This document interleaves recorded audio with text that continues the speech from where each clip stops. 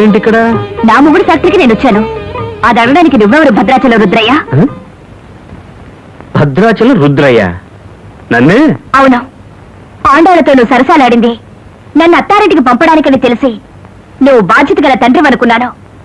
నా ముందే నా మొగుడిని తిట్టి నేను నా భర్తని తిట్టేలా చేసింది అతన్ని పైకి తీసుకురావడానికే విని నువ్వు దేవుడు అనుకున్నాను.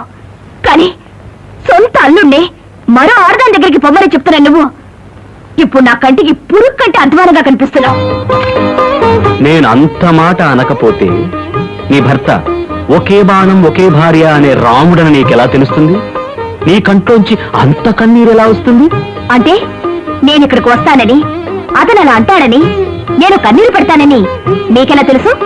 అదే ఈ భద్రాచలం రుద్రయ్య. నువ్వెప్పుడు వచ్చావో, ఏం విన్నావో, ఎంత ఏడ్చావో అంతా నాకు తెలుసు. అందరికీ ఒక మెదడు 2 కళ్ళు.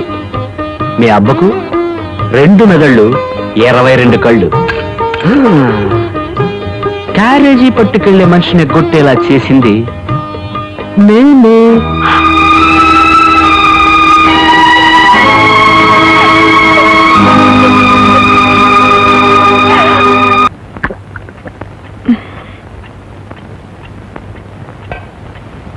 దివ్య, రేపు నా జీవితాశయం నెరవేరిపోతుంది.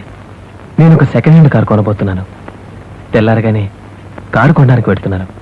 నువ్వు మీ నాన్న దగ్గరికి వెళ్ళి ఓ మంచి పట్టు చీర, ఓ నిలువెత్తు పూలదండ కొనుక్కొచ్చే ఏర్పాటు చేయి. మా అక్కయ్య కోసం. దానికి అయ్యే డబ్బు త్వరలో తిరిగిచ్చేసాను మీ నాన్నకి చెప్పు. తిరిగివడం ఎందుకండి?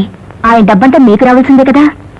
రావాల్సిన డబ్బు కంటే వచ్చిన నువ్వు చాలు, ఇచ్చిన ఈ తృప్తి చాలు.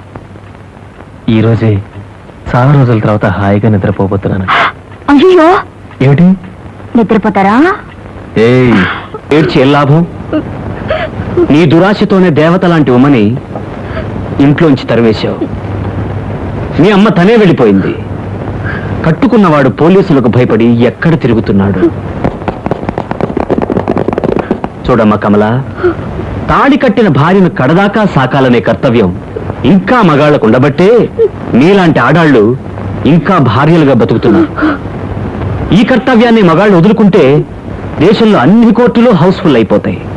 విడాకుల కోసం మగాళ్లు కాశ్మీర్ నుంచి కన్యాకుమారి వరకు క్యూలో నిలబడతారు. మగాళ్ళని పీక్కు తింటున్నారు కదమ్మా తల్లి.